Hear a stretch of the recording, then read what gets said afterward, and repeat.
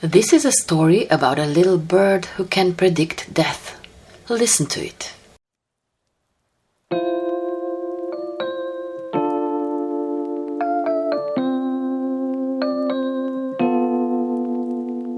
It was the first snowfall of December, and Erwin Fischer's modest garden lay quiet and still under a blanket of white. Erwin, a man of 55 with a thick graying beard, loved winter mornings like this. They gave him an excuse to avoid his usual routine and busy himself with shoveling snow or feeding the occasional bird that dared to linger so late in the season. But on this particular morning, something unusual caught his eye. Near the bare lilac bush at the edge of his garden, a small shape rested motionless in the snow. As he approached, he realized it was a bird, a tiny titmouse, its gray and yellow feathers ruffled and frozen stiff. Erwin sighed. "Poor thing," he muttered, stooping to pick it up. The bird was icy cold, its fragile body limp in his gloved hands. Erwin hesitated for a moment, wondering if it was truly dead. Then, on a whim, he decided to bring it inside. He wasn't sure why.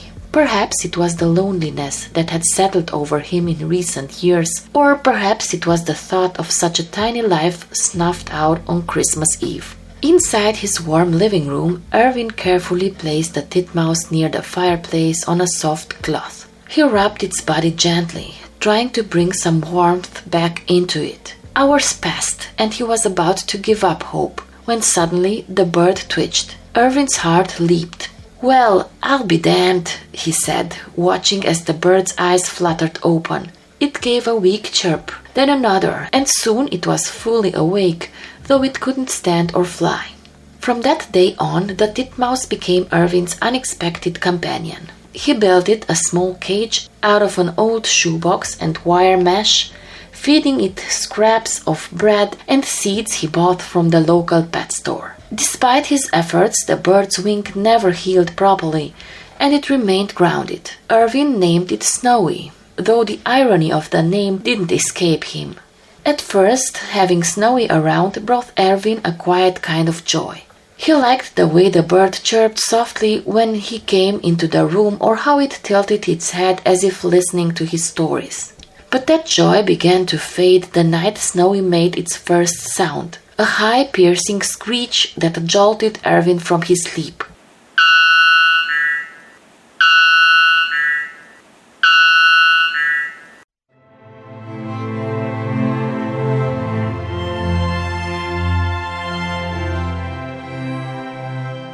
The sound was unlike anything he'd ever heard, shrill, bone-chilling, and utterly unnatural. Erwin rushed to the cage, expecting to find Snowy in distress, but the bird sat perfectly still, its black eyes fixed on him.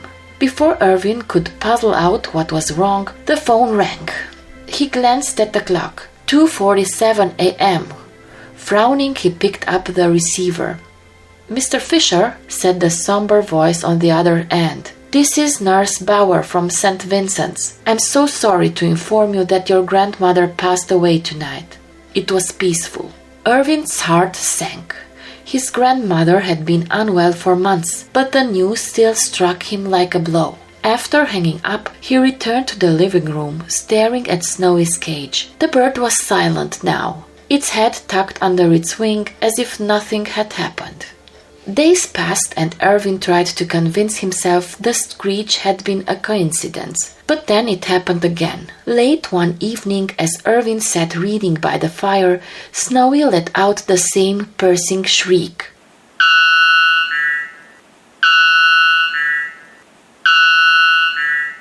This time, Erwin's heart raced with dread.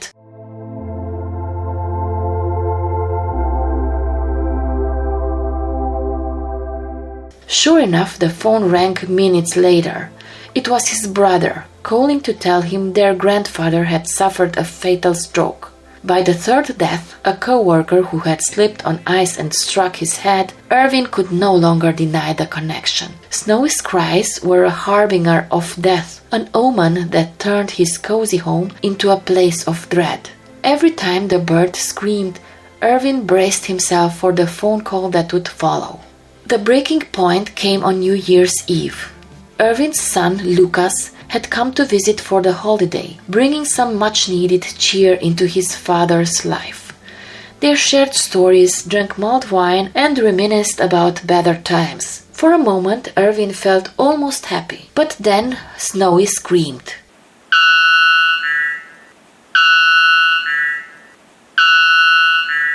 The sound cut through the festive air like a knife. Lucas froze, his glass halfway to his lips. "What was that?" he asked, glancing nervously at the cage. Erwin's face went pale. "It's just a bird," he muttered, though his hands trembled as he spoke. He knew what was coming.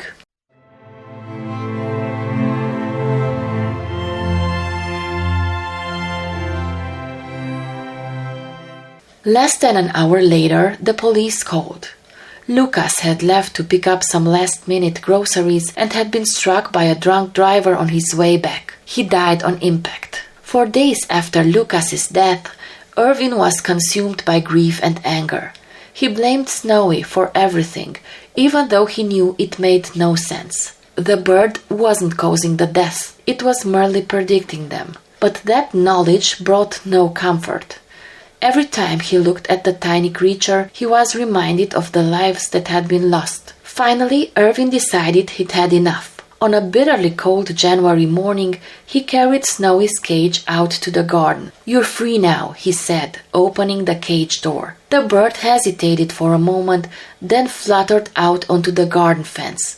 It perched there, shivering in the cold. For a brief moment, Erwin felt a pang of guilt. But then Snowy tilted its head back and let out the scream, that terrible sound-piercing scream.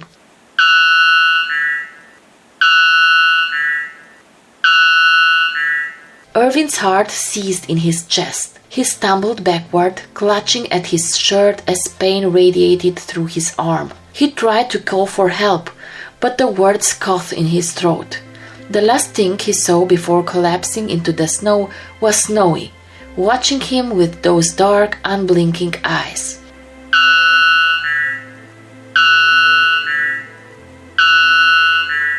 When Erwin's body was found the next day, the bird was gone. Only its tiny footprints remained in the snow, leading away from the fence and vanishing into the woods. Some say the titmouse still haunts the village, its screams echoing through the night whenever death is near. And every winter, when the snow falls silent and the nights grow long, the people of the village tell Erwin's story as a cautionary tale. Beware the kindness that invites death into your home.